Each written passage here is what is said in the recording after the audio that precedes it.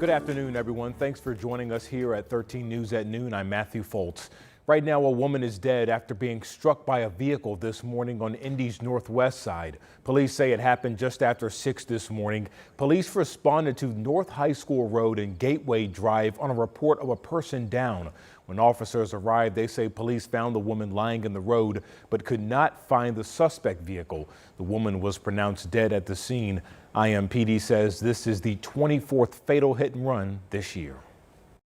Again, that's far too many. That's horrible. That's 24 possible families, extended families grieving over a family member not having any, some don't have any answers. That's horrible.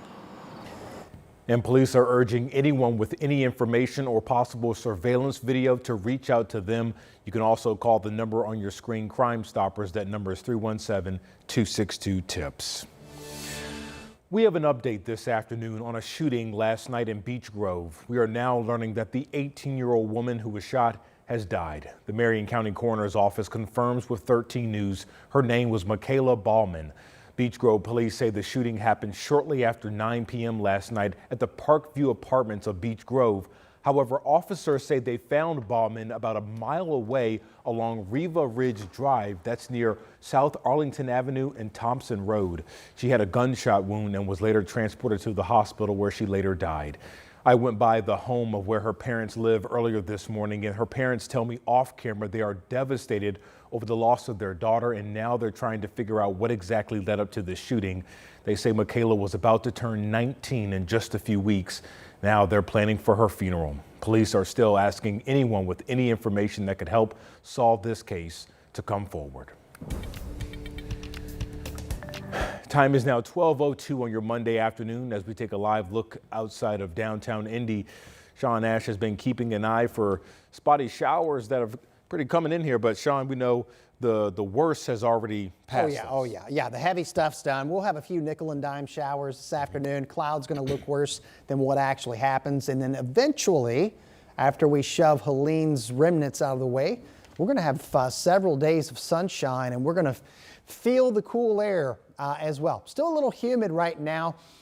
Because we've had this blanket of clouds around, our overnight lows are not dropping that far, and our daytime highs aren't warming that much either. And you can see plenty of cloud cover, but not a lot of returns on radar here. But we've got some across the southern portion of the state, and as the afternoon unfolds, we'll see a few more pop up. This is all the remnants. That circulation that's left over from Helene, steadier, heavier rain to our northeast. And here comes the difference maker. We're timing out this frontal boundary, and that's going to shove Helene away from us, open the gates to sunshine.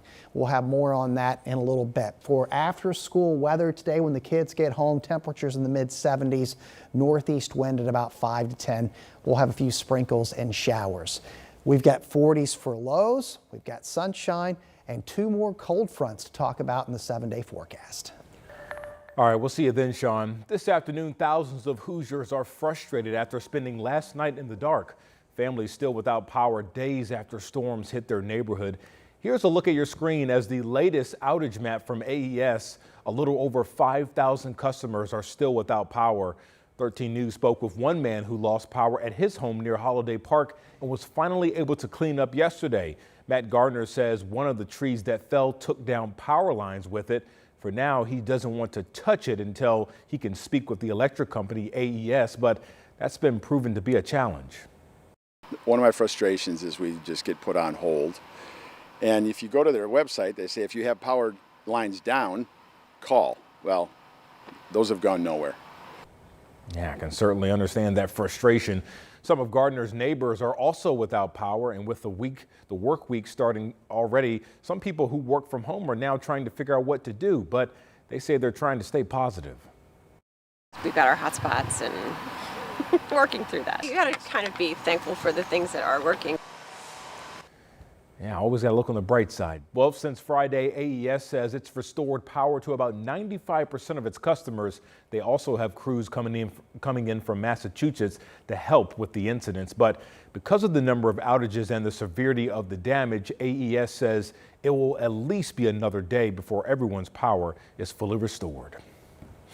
And we know a lot of people are also still cleaning up damage and debris from Friday's storm. Not far from Brookside Park, the storm toppled a large tree right onto the roadway you see right there on your screen. DPW spent yesterday trying to remove it. The tree left a huge hole 3 feet deep and took down several power lines with it. A neighbor we spoke with says lines actually sparked and hit a few cars. Somehow the young man in the back seat, he was bleeding on his leg, so I don't know how, but he didn't get smashed, but the front was kind of smashed. But wow. Indy DPW tells us that their crews will be working through today, clearing out neighborhoods. If you need help with damage or still don't have power, we do have numbers that you can call right now on our website at WTHR.com. Well, right now, Indiana's Task Force 1 is on the ground helping with recovery efforts in the Southeast. In their latest post on social media, the team says it's completed the assigned missions in Florida. Now they'll be relocating to northern Georgia. Well, right now, communities in the Southeast are still dealing with severe flooding following Hurricane Helene. The death toll in several states continue to rise, with at least 100 people dead now. Helene made landfall late Thursday along Florida's Big Bend and made its way across several states like North Carolina. NBC's Joris Olis has the latest from Asheville and their long road to recovery. This morning, the devastating effects of Hurricane Helene reaching far and wide as residents come face to face with destruction and a tragic reality. I don't know if we can rebuild or be able to come back from this. After the storm swept into the southeast last week, floodwaters downing bridges and submerging entire towns like Chimney Rock, North Carolina, now destroyed.